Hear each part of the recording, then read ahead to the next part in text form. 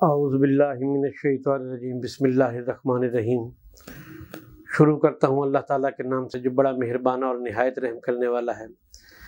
دعا ہے اللہ تعالیٰ ہم سب کو دین و دنیا کی کامیابیوں سے ہمکنار کریں۔ احباب، بعض دوست احباب اس طریقے سے ہوتے ہیں، یہ نوجوان ایسے بھی ہوتے ہیں جن کو عموماً جریان کی کیفیت ہوتی ہے یا لیس دار مادے کا اخراج ہوتا ہے، یا بعض لوگ شادی شدہ بھی ہوتے ہیں تو جب وہ اپنی بیوی کے نزدیک جاتے ہیں تو اس سے پہلے ان کو لیس دار قطروں کی کنڈیشن پیدا ہوتی ہے، جس سے ان کی شہوت جو ہوتی ہے وہ کمزور پڑ جاتی ہے، ڈھیلی پڑ جاتی ہے۔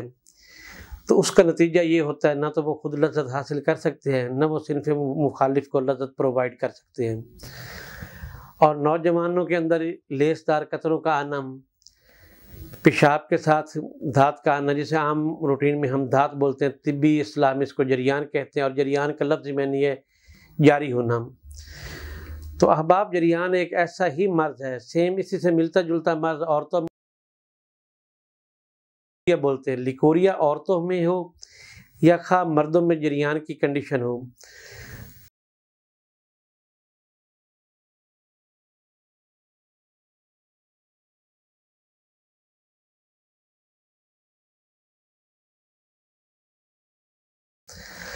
اب اس کا نتیجہ نوجوانوں میں کیا ہوتا ہے؟ نوجوانوں کے اندر عموماً یہ صورتحال ہوتی ہے کہ ان کی آنکھوں کے نیچے سے حلقے پڑ جاتے ہیں، کمر کے آخری مہرے میں عموماً درد سا رہتا ہے، چلتے پھرتے اٹھتے بیٹھتے نقاہت، ضعف، سستی، کمزوری، یہ کنڈیشن بہت زیادہ ہوتی ہے۔ اگر وہ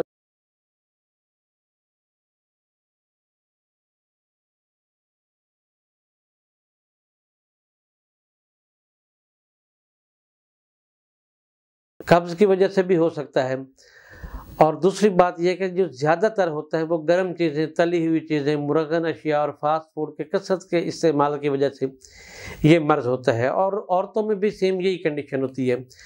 اگر عورتوں میں یہ مرض ہو تو عموماً جناب صاحب ان کا بی پی لو رہتا ہے، کیلشیم کی کمی واقع ہو جاتی ہے، کمر میں درد رہتا ہے، شام کے ٹائم ہلکا ہلکا بخار محسوس ہوتا ہے۔ عورتوں کے اندر یہ کیفیت ہوتی ہے، اور مردوں کے اندر جو ہوتی ہے وہ ان کو یہ ہے کہ بس یوں سمجھے کہ جیتے جی بھی یہ بندہ صحیح جریان کا مریض ہے تو اس کی حالت کوئی اس سے ہی پوچھے، دوسرا بندہ اس کا اندازہ نہیں کر سکتا۔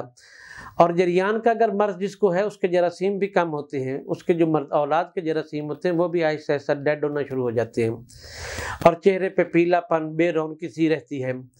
تو احباب، جس کسی کو بھی مرض جریان کی کیفیت ہو تو وہ اس مرض کو ہرگز معمولی مت سمجھیں، اپنا علاج کروائے، کسی اچھے معالج سے علاج کروائیں، یا ایک نسخہ میں آپ کو بتاتا ہوں جریان کے حوالے سے اور مزے کے حوالے سے، جو لوگ بنائیں گے انشاءاللہ مجھے دعاؤں میں یاد رکھیں گے۔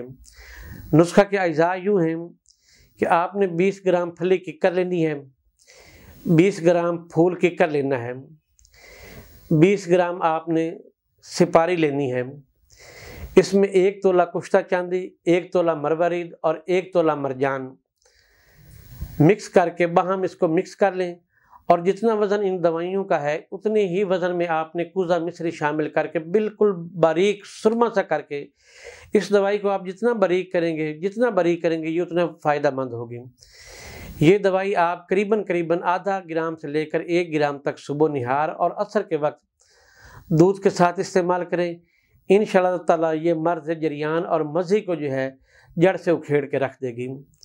یہ نسخہ نوجوانوں کے لیے ہے، اور بالخصوص جو میرے حکامات دوست مجھ سے مختلف نسخہ جات کی فرمائش کرتے ہیں، یہ آج ایک سینے کا راز تھا جو میں نے آپ تک پہنچا دیا ہے۔ مزے کا مرض جو ہے وہ کوئی معمولی مرض نہیں ہے، یہ جن کو ہوتا ہے کوئی انہی سے جا کے پوچھ اس سے کہ یہ جس پہ یہ بلا گزری ہے، کیا خبر تجھ کو کہ کیا ہے شب ہجراں جانا۔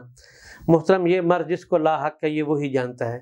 جو احباب بنائیں گے مجھے دعاؤں میں یاد رکھیں گے۔